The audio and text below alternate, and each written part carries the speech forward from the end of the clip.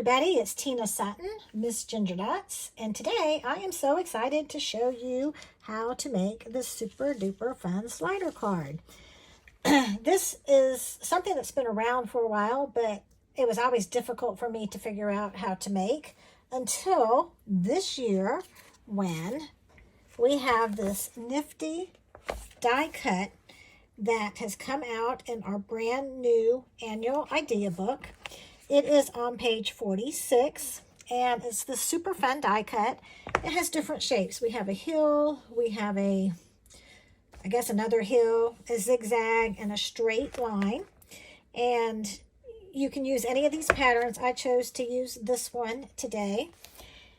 And I absolutely love it. It takes all the guesswork out of making these fun slider cards.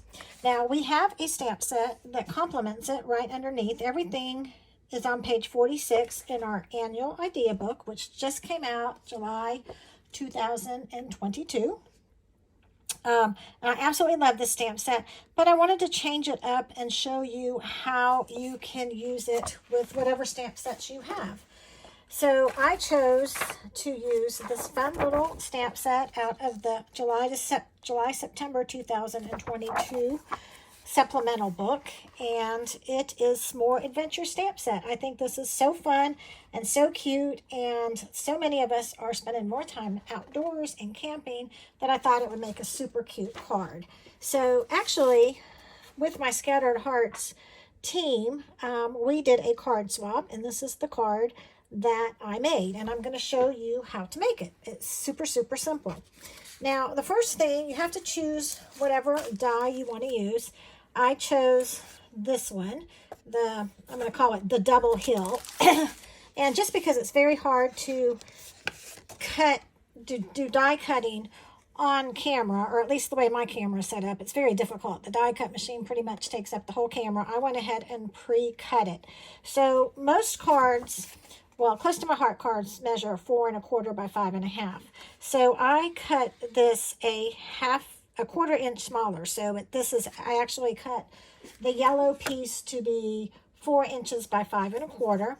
And then I just simply laid this on and taped it towards the bottom of the card. And that's what it looks like when you do your die cut. Now, what I like to do, because it's all about positioning, is to kind of lay out your design ahead of time. So just to save time on this video, I pre-stamped some of the images. We're going to use the little fire, campfire, kind of blanked on the name there. The teddy bear, the tree, and the tent. Isn't this just the cutest stamp set ever? I absolutely love it. So I've already done a lot of the work. So I went ahead and I used our mix-in paper from the July to September idea book, and I stamped it in the green background. And then I double stamped and cut out, fussy cut out the template for the tent. So that is going to go there. And I just colored the tree. I'm going to kind of put the tree right there. It's going to hang off a little bit, but that's okay. I'm trying to make it as interesting as I possibly can. And I'm just going to glue that down. And, you know, I don't see my glue pen around anywhere, so I'm just going to use my liquid glass. And this is a really strong adhesive. I don't usually waste it on just gluing paper pieces together, but since it's the only thing I happen to have right here, I'm going to go ahead and do that. So I'm going to go ahead and position these pieces first, and I want them to be flat.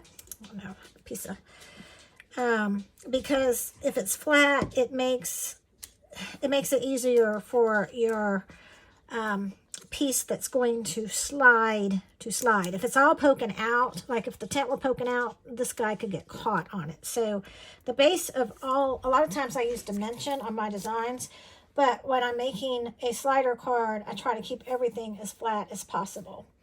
And then, let's see, I have my campfire right here.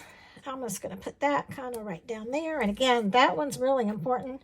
When I first designed this card, I was trying to pop the campfire, and Yogi kept getting caught on it. So it's okay because that it's hanging off a little bit, because this card is going to go on top of a slightly larger card. So I think it just kind of makes it interesting. I like to do all of my gluing first, so then I can make sure that I position these words correctly. So let me go ahead.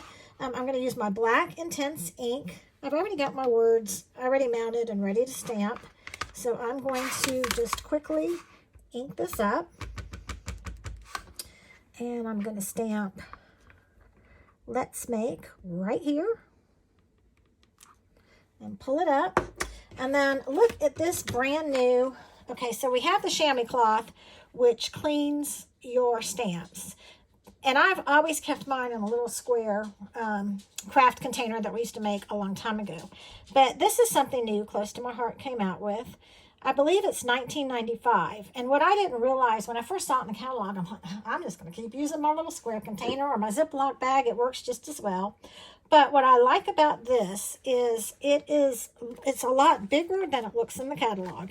It actually holds your whole chamois cloth where it is flat. So I'm going to go ahead and open this up, and I can just simply rub my stamp right here and clean it off. And I don't have to move it. I don't have to worry about it.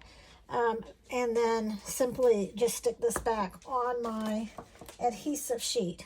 Now, the other thing that is so great about this holder is when you are finished stamping, you just put the top on like that and it air dries. That way you don't get all the mold and nasty mildew and stuff on your chamois cloth. So I think your chamois cloths are going to last a lot longer. So to me, it's totally worth it.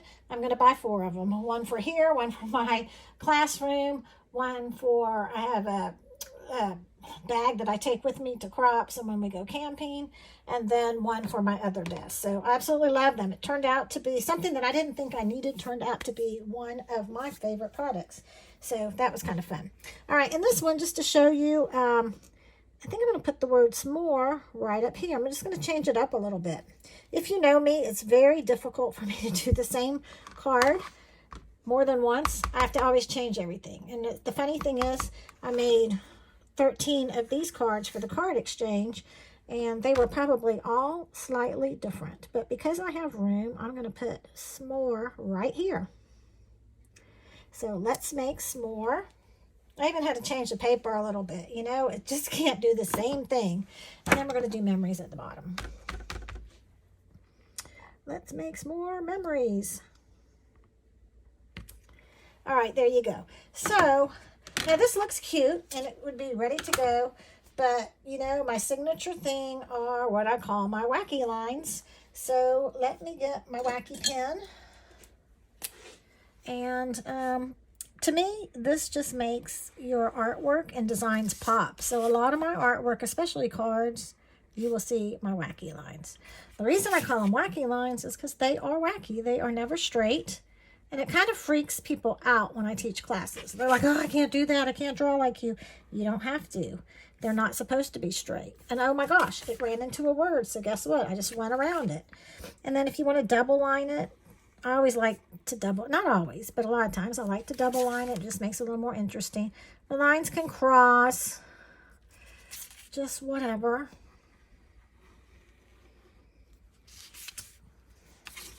It's easier if you turn your paper. And see the difference? It just made that card pop a little bit. And if you want to, you can add little loop-de-loos. I don't know what these are called. I'm calling them loop-de-loos. A lot of times I'll add dots. You can add dashes. Just whatever you feel like doing. I just kind of go with it. So anyway, there's my background. So that's good to go. Now, here is the trickiest part. You want to raise this up so your bear will actually slide. So I'm going to use double-sided tape or 3D tape. And I'm going to go ahead and place it around the edge of the card.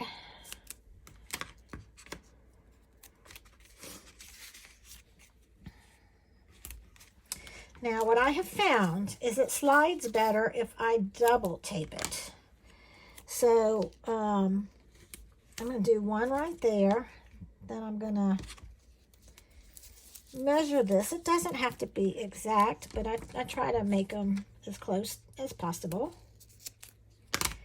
And then I just stick this right on top. So it's giving it double thickness. You don't have to do this, but I find that it slides a lot better when you do. And I also like to put a little piece right in the middle so it doesn't pop down. But you want to do it where there's room for your slider to slide.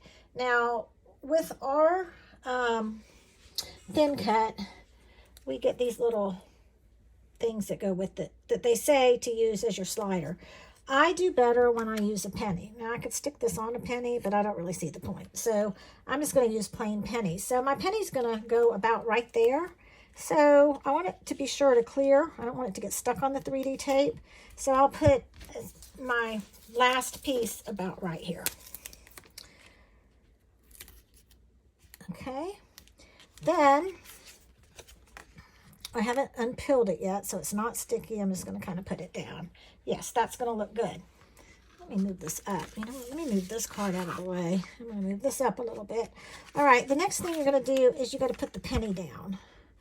So I kind of just put my penny where I think it's going to go. Then I'm going to peel this bottom layer off and stick it down to my card.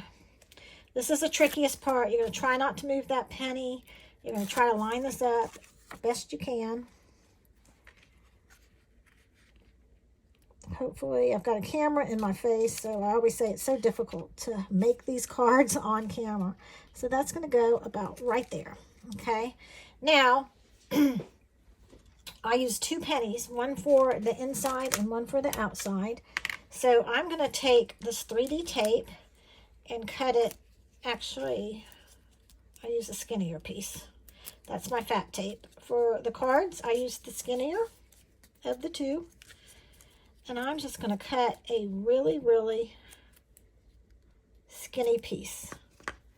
And I'm going to stick it on my bottom penny. I'm going to peel it and stick it. And I want to I try to kind of touch the edges so I get the stickiness off the sides. And I'm going to stick it right there. That's even a little bit big. I usually don't do it that big. And I'm going to make sure that's going to clear. And then I'm going to do another tiny, tiny piece, trying to do about the same size. This one's probably a little bit smaller. And I like to use my non-stick scissors for this. That really helps a lot. And I'm going to stick that on. And again, I'm going to pinch the sides to make sure I get the stickiness off so that this will actually slide. Then once that is done, I'm going to take my bear and I'm just going to stick him on and press down. Sometimes I use my liquid glass to attach him. Oh, did I do the penny?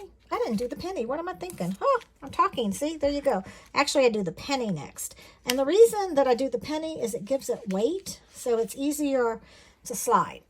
Then, okay, this is where I usually, because I want him to stick on really good. Of course, my liquid glass, it's got a clog. There we go. Put a little dot there. Try to position him where he's, where the penny's not going to show, and let that dry. And when that dries really well, it will slide like this guy. So how fun is that? I just love this card. Love, love, love it. They're super fun to make. They're fun to give. People always seem to really enjoy them. So there's my tutorial. Let me know if you have any questions. Again, the pennies give it...